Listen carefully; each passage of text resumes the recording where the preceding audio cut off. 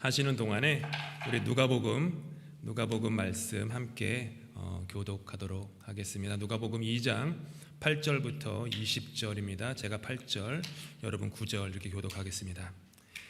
그 지역의 목자들이 밤에 밖에서 자기 양떼를 지키더니 주의 사자가 곁에 서고 주의 영광이 그들을 두루 비추매 크게 무서워하는지라. 천사가 이르되 무서워하지 말라. 보라, 내가 온 백성에게 미칠 큰 기쁨의 좋은 소식을 너희에게 전하노라. 오늘 다윗의 동네에 너희를 위하여 구주가 나셨으니 곧 그리스도 주시니라. 너희가 가서 강보에 쌓여 구유에 뉘어 있는 아기를 보리니 이것이 너희에게 표적이니라 하더니 호련히 수많은 천군이 그 천사와 함께 하나님을 찬송하여 이르되 지극히 높은 곳에서는 하나님께 영광이요 땅에서는 하나님이 기뻐하신 사람들 중에 평화로다 하니라. 천사들이 떠나 하늘로 올라가니 목자가 서로 말하되 이제 베들레헴으로 가서 주께서 우리에게 알리신 바 이 이루어진 일을 보자 하고 빨리 가서 마리아와 요셉과 구유에 누인 아기를 찾아서 보고 천사가 자기들에게 이 아기에 대하여 말한 것을 전하니 듣는 자가 다 목자들이 그들에게 말한 것들을 놀랍게 여기되 마리아는 이 모든 말을 마음에 새기어 생각하니라. 함께 읽겠습니다. 목자들은 자기들에게 이르던 바와 같이 듣고 본 그 모든 것으로 인하여 하나님께 영광을 돌리고 찬송하며 돌아가니라. 아멘. 아멘.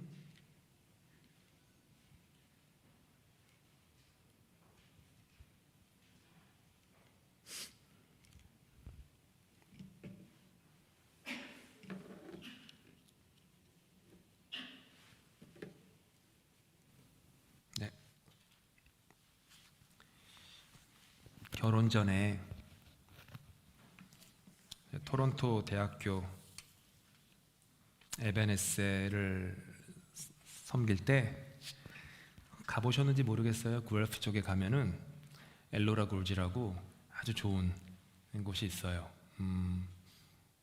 제가 여러 번 지난 한 10년 동안 안 가봤지만 이전에는 우리 어린이들 아니고 중고등부 교회에서 데리고 많이 갔어요. 거기 가면 이제 튜브를 탈 수 있거든요. 골지 절벽에서 이렇게 물 타고 그냥 내려가는 거 그런 거 많이 있었는데 토론토 대학교 이제 에베네셀에서 함께 엘로라 골지로 그 캠핑을 갔었던 적이 있었습니다.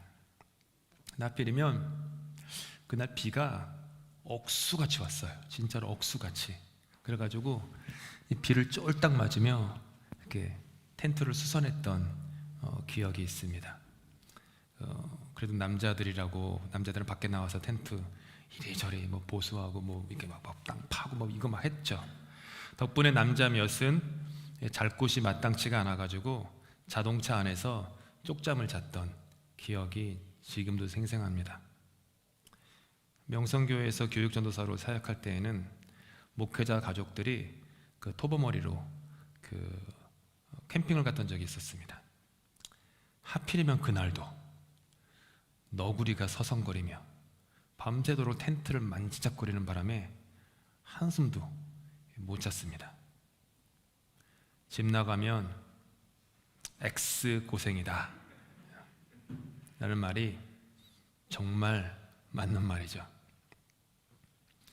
하지만 그날 밤 밖에서 양떼를 지키고 있었던 목자들에게는 텐트조차 없었습니다.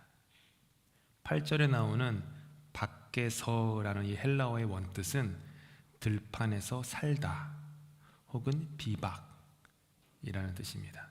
한국에서 이 비박이 한참 유행인데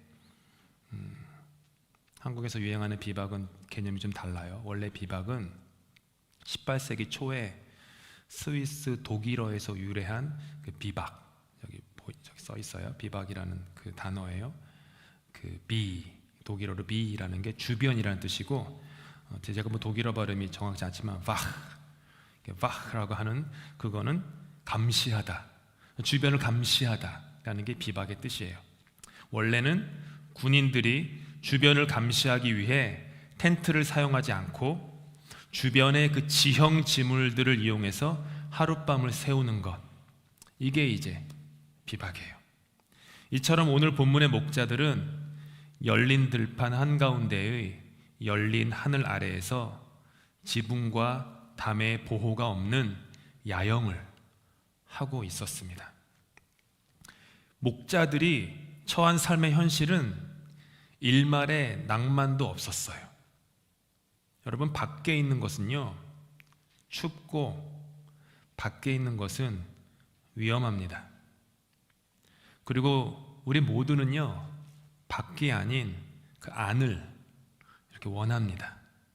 우리의 삶을 따뜻하게 해주고 보호해줄 이 안이 필요해요. 우리는 국가라는 안에 속하기 원하고 사회라는 안, 혹은 약간 하울링이 있는데 피드백이 있는데 피드백 조금만 줄여주시면 감사하겠습니다. 여러 다양한 공동체의 밖이 아닌 그 안을 우리는 원해요.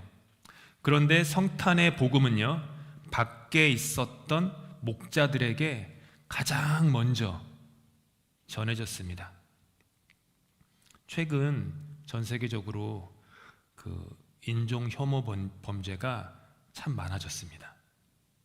작년 3월에는 아틀란타에서 인종 혐오 살인으로 한국인을 포함해 8명이 죽었었죠. 텍사스에서 살던 이제 한국 그 중고등부 교회 후배는 계속되는 인종 혐오 분위기 때문에 총기를 구매해야 하는 게 아닌가라고 아주 심각하게 저에게 고민을 털어놨었어요. 그 친구가 다니던 교회 한 지인은 자기 집에 총이 7자루가 있는데 그 중에 하나를 사지 않겠냐고 물어보더라고요. 물어봤대요. 저한테 물어본 건 아니고요. 저는 텍사스에 가본 적이 없으니까.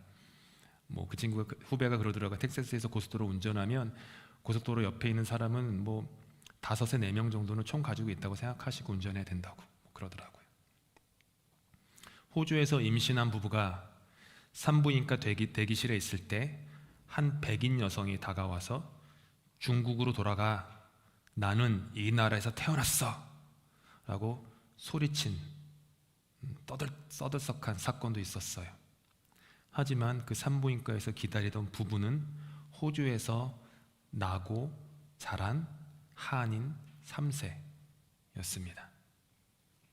제가 잠시 머물렀던 네덜란드는 살기가 참 좋은 곳이었어요. 복지가 너무 잘 되어 있었고, 더 좋은 건 젊은이들이 대학을 갈 걱정을 안 했어요. 네덜란드의 대학교 수준이 세계적으로 높거든요.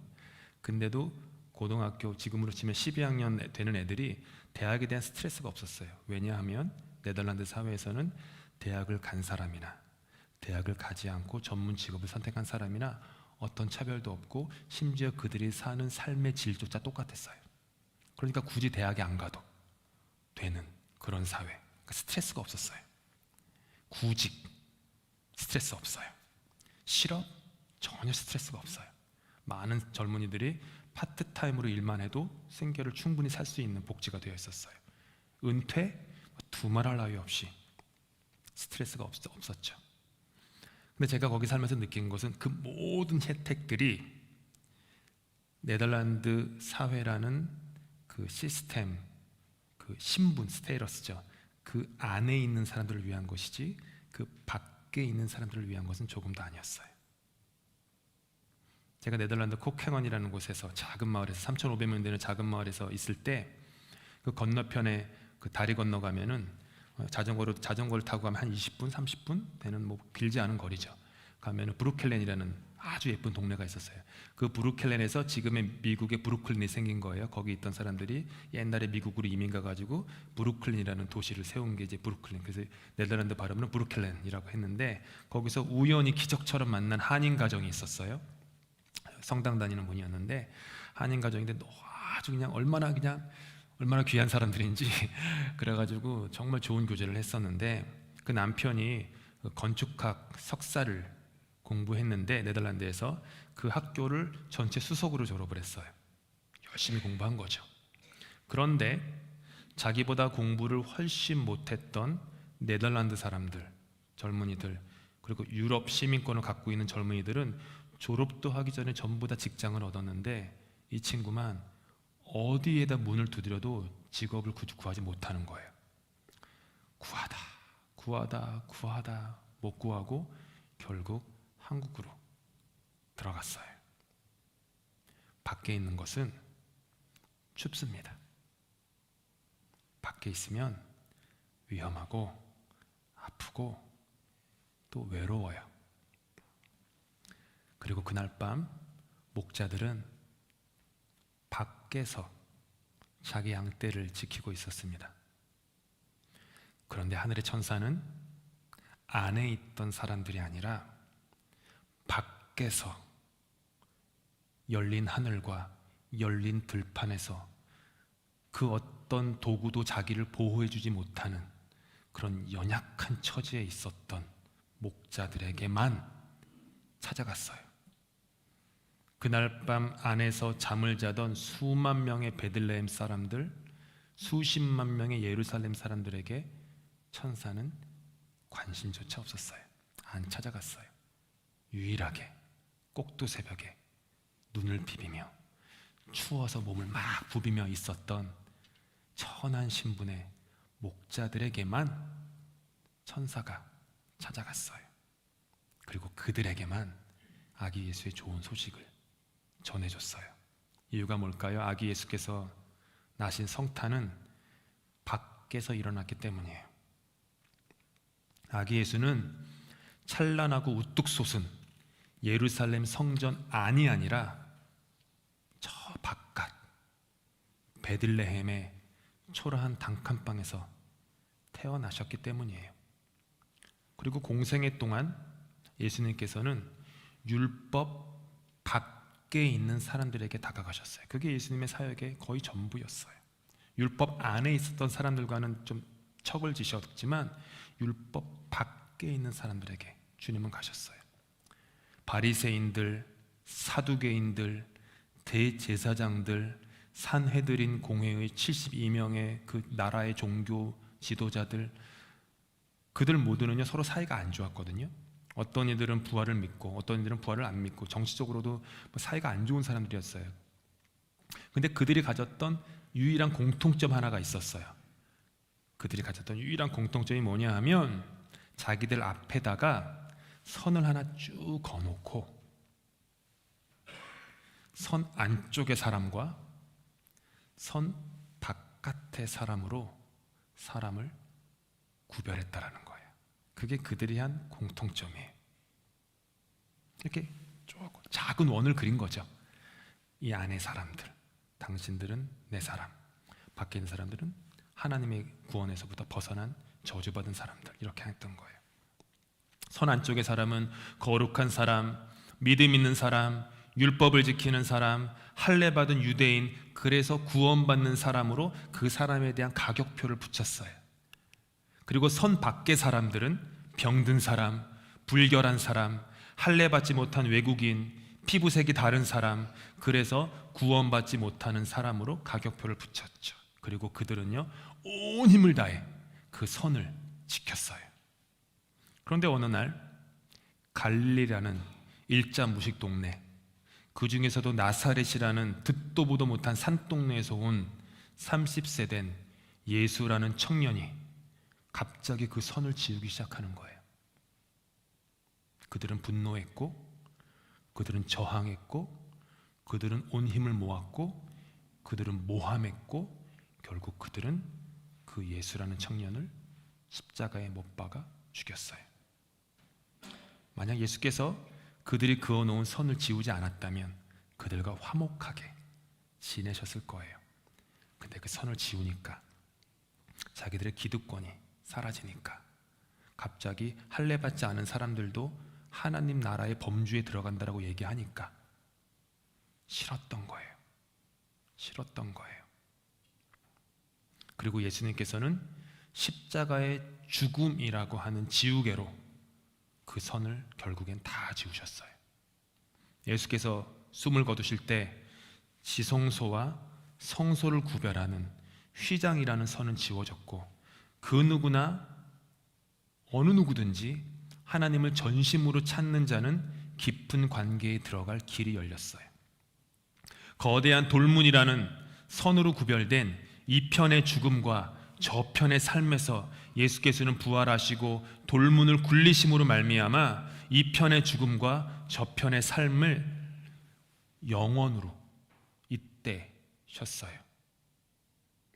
그리고 예수의 탄생과 삶과 죽음과 부활과 승천을 경험하였고, 그분이 약속하신 성령을 받은 초대교회는 이와 같은 예수의 사역을 그냥 계승했던 거예요. 그들은 가는 곳마다 선포했어요. 너희는 유대인이나 헬라인이나 종이나 자유자나 남자나 여자나 다 그리스도 예수 안에서 하나이니라. 아멘이죠. 이 말씀이 없었으면 저와 여러분은 예수 믿지 못했을 거예요.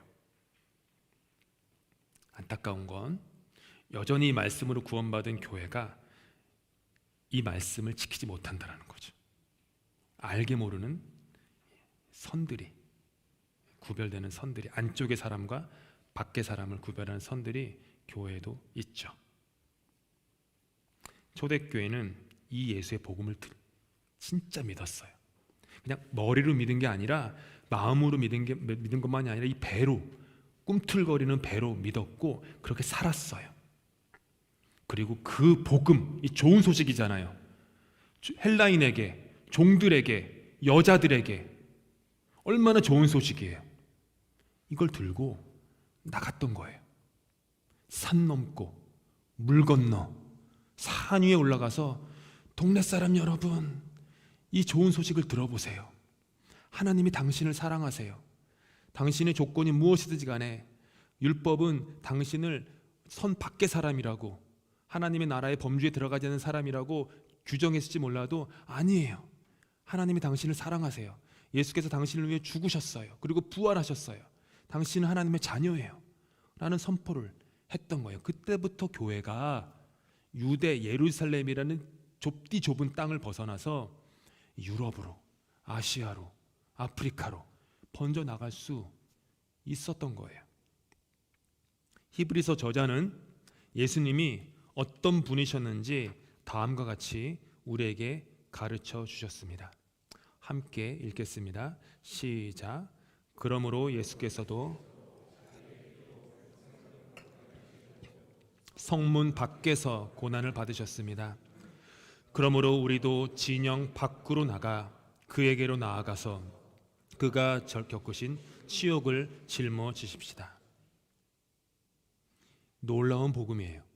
이 말씀은 예수께서는 자기의 양떼를 지키기 위해서 베들레헴의 그 목자들처럼 성문 안이 아닌 성문 밖에서 고난을 받으셨어요. 예수의 십자가는 성문 안에 솟은 것이 아니라 성문 밖에 있는 골고다, 해골이라는 이름을 가진 골고다 그 언덕 위에 세워주셨어요. 따라서 예수의 삶과 죽음을 그리고 부활을 내 삶의 원칙으로 삼고자 하는 그리스도인은 그 누구나 예외 없이 안이 아닌 밖으로 나아가라고, 밖에 우뚝 서 있는 십자가로 나아가라고 부르심을 받았어요. 그 누구도 예외는 없습니다. 심지어 밖으로 나가서 예수께서 겪으셨던 그 치욕마저도 그대는 짊어지라고 말하는 거예요. 안에 있으면 치욕 짊어질 이유가 없죠. 나랑 마음이 맞는 사람들, 나랑 취미가 맞는 사람들, 함께하기 좋은 사람들, 디너 테이블에 어울릴 수 있는 사람들과 함께만 하면 뭐 치욕을 짊어질 일이 뭐가 있어. 안전하게 이 안에서 평안하게 인생을 마무리할 수 있죠. 하지만 문제는요, 예수께서 그런 삶을 살지 않았다는 게 큰 문제예요. 그리스도인에게 닥친. 우리가 그리스도인, 그러니까 뭐 종교인이 아니라 그리스도인, 즉 그리스도를 삶의 유일한 모범으로 삼고 그 길을 따라가자고 한다는 그리스도인이라면 그분이 걸어가셨던 그 길을 우리도 걸어가야 되는 거예요. 목사도 마찬가지예요. 안에 있는 사람들 좋죠. 하지만 나랑 불편한 사람들, 껄끄러운 사람들 밖으로 나아가야 되는 거예요. 계속해서. 그냥 저는 지금 전도나 선교 요 정도 얘기하는 게 아니에요. 나를 벗어나야 되는 거예요. 계속해서 나를. 그러니 예수의 이름으로 밖으로 나아가서 그분을 예배하는 거죠. 여러분, 이스라엘에는 아기가 태어나면요, 동네 음악가들이 그 집에 모여서 행복한 노래를 연주하던 관습이 있었대요. 동네에 있는 음악가들이 아기가 태어나자마자 그 집에 모여가지고 생일 축하합니다 이 노래 불렀다는 거예요. 연주가들이, 음악가들이, 뮤지션들이. 그게 이스라엘의 관습이었어요. 풍습이었어요. 근데 그거 아세요? 오늘 아기 예수께서 태어나셨을 때 그 누구도 그에게 와서 생일 축하합니다라는 노래를 불러줬던 뮤지션들은 단 한 명도 없었어요. 그들은 그냥 자고 있었어요. 집 안에서. 아기 예수도, 그분의 부모 마리아도, 요셉도 안의 사람들이 아니라 바깥의 사람들이었기 때문이에요. 관심 밖의 사람들이었기 때문이죠. 그렇게 이 땅에서는 어떤 음악가도 어떤 음악을 준비하지 않았어요. 그런데 이 땅에서 축가가 울리지 않을 때 하늘에서는 축가가 울려 퍼집니다. 천군 천사들이 하늘에서 나타나 목자들을 앞에 두고 아기 예수를 위한 생일 축하 노래를 부르는 거예요.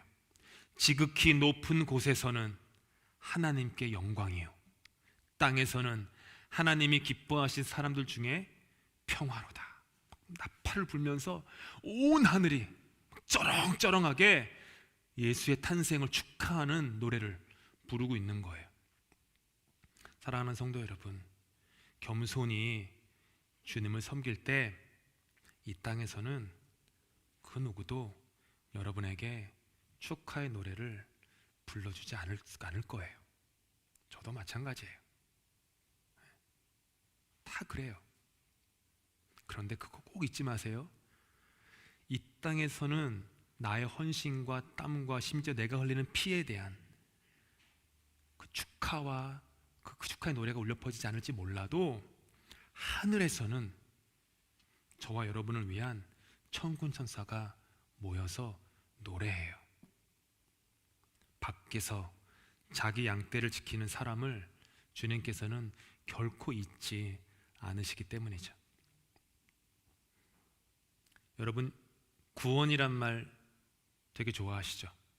교회에서 제일 많이 쓰는 단어 중에 하나가 뭐 구원, 믿음, 소망, 사랑 몇 가지인데, 구원이란 단어가 히브리어로 뭐냐 하면 야샤라는 뜻이에요. 구원, 이게 salvation이에요. 근데 이게 매우 그 뜻이 오묘해요. 뜻이 뭐냐 하면 넓은 곳으로 데리고 가다. 이게 구원이에요. 이해되시죠? 신앙인들에게 히브리 성경에서 그들이 믿었던 구원은 좁은 곳에서 아둥바둥하며 자기가 만들어 놓은 세상이 전부인 줄 알고, 자기가 이해하는 인간이 전부인 줄 알고, 그 성경 말씀이 이게 전부인 줄 알고, 세상이 이게 전부이고, 그렇게 전부이고 알던 그 좁은 세상에서 벗어나 넓은 곳으로 옮겨지는 것, 그거를 히브리인들은 구원이라고 했어요. 우물한 개구리에게 하늘은 우물 아래에서 위로 보이는 딱 그 정도의 테두리밖에 없어요. 그게 우물한 개구리가 보는 하늘의 전부예요.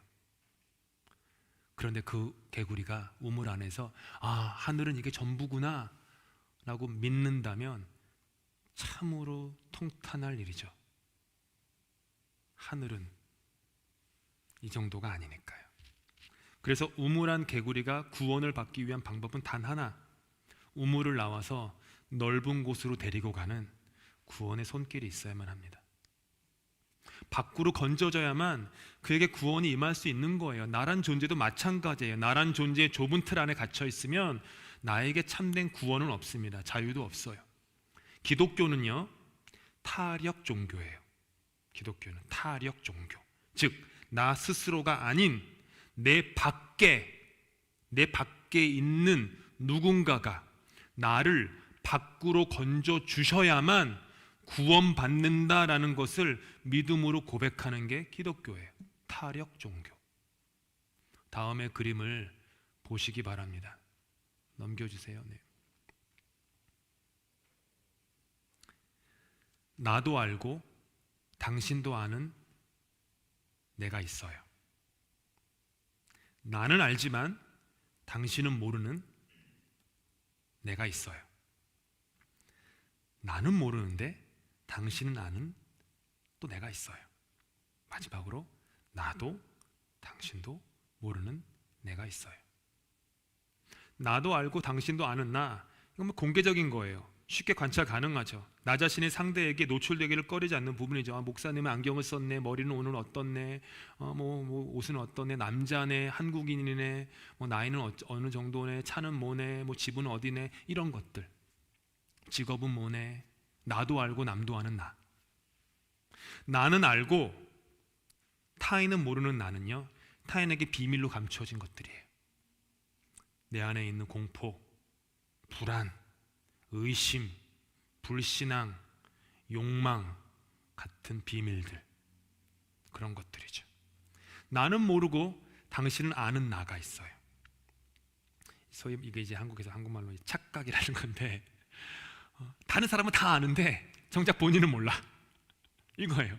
자신의 문제에 대해서 눈이 멀어서 보지 못하는 거예요. 나 스스로는 내가 믿음이 있다 하는데 내 주변의 사람들은 사실 아무 말도 안 하는데 저 사람 믿음 없어라고 생각하는 거예요. 나는 좀 뭐가 된 줄 아는데 나는 그렇게 믿고 있는데 다른 사람들은 그렇게 생각하지 않는 거예요. 이 정도면 나는 잘생겼다 하는데 사람들은 그렇게 생각하지 않는 거예요. 그런 거예요. 인상 같은 것들이죠. 다른 사람이 나에 대해 가지고 있는. 마지막으로 나도 모르고 당신도 모르는 나, 어느 누구에도 알려지지 않는 나, 신비의 영역. 주님께서는 어린아이와 같지 아니하면 천국에 들어갈 수 없다고 하셨습니다. 그래서 이 그림에 나열된 나의, 그 말은 뭐냐면 이 그림에 나열된 나의 전부를 가지고 주님께 나아오라는 초청이에요. 이거는 맨날 주님께 나아갈 때 나도 알고 당신도 아는 나만 갖고 나가면요, 그 무슨 신앙의 변화가 있겠어요? 나는 모르고 당신은 아는 나, 알지도 못하니까 착각 속에서 신앙생활하죠. 나는 알고 당신은 모르는 나, 늘 비밀 속에서 자신의 욕망을 감추며 신앙생활하죠. 주님은 우리를 구원하기 원하세요. 그래서 주님은 우리가 밖으로 나오길 원하시는 거예요. 나를 가두고 묶는 각 영역의 선에서 벗어나서 넓은 곳으로 가길 원하시죠. 주의 영이 계신 곳에는 자유함이 있습니다.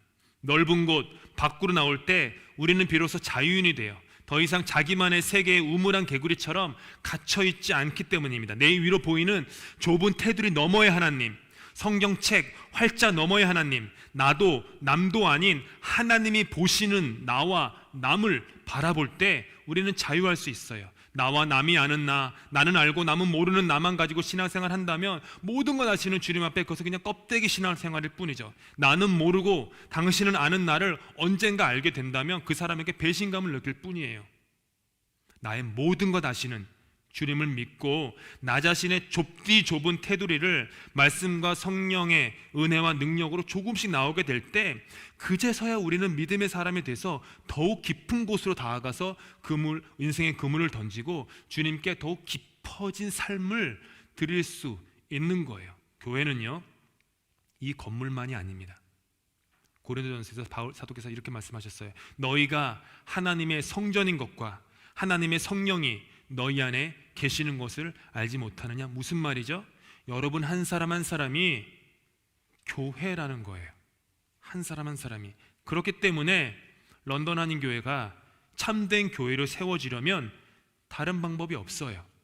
교회인 저와 여러분 한 사람 한 사람이 이 교회 건물 안에서만이 아니라 건물 밖에서도 참된 그리스도인으로 살아갈 때 그때 이 교회는 세워지는 거예요. 이 교회 건물 안에서 일어나는 사역은 두말할 나위도 없고 건물 밖에 우리의 일상에서 그 넓은 곳에서 구원의 삶을 그리스도인답게 살아갈 때 런던 한인교회는 예수의 이름으로 굳건히 세워지는 교회예요. 저와 여러분 한 사람 한 사람이 세워지면요, 이 교회는 세워지는 거죠. 우리 교인만을 위해서가 아니라 밖에 있는 사람들을 위해 아기 예수 탄생의 좋은 소식을 우리의 일상으로 증언할 때 교회는 든든히 서가는 거죠. 그래서 예를 들어 성탄, 콘서트, 초청장도 드린 거예요. 밖으로 나가시라고. 선을 한번 넘어 보시라고. 틀을 한번 벗어나 보시라고. 설교를 마치면서 영상으로 예배를 시청하시는 분들에게 권면합니다. 지난 세월의 갈라짐과 코로나 방역으로 인해 익숙해진 온라인 예배 등 여러 가지 이유로 안에 머물고 계시는 주님의 자녀 여러분들, 주님께서 여러분 한 사람 한 사람을 부르십니다. 밖으로 나오라고 부르시는 거예요. 담을 넘으라고, 문지방을 지나가라고, 앞에 있는 돌문을 굴리라고 주님께서 부르십니다. 더 넓은 곳으로 여러분을 인도하고자 하시는 그런 주님의 손에 붙들린 바 되시면 좋겠어요. 인생은요, 결코 길지 않은 찰나입니다. 활을 떠난 쏜 살이고 그 화살은 아주 빠른 속도로 저와 여러분의 죽음을 향해 날아가고 있어요. PI에 있을 때 장례가 참 많았습니다. 영유아에서부터 90세에 이르기까지 장례들이 참 많았어요. 그런데 공통점은 그들 모두에게 영유아로 죽었건 90세가 넘어 죽었건 그들의 삶은 한결같이 너무나도 짧았다라는 거예요. 사랑만 하며 살아도 짧은 인생입니다.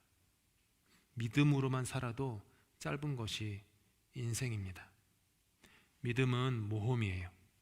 참된 믿음은 내 안에서 내 밖으로 나오는 모험을 할 때 비로소 시작됩니다.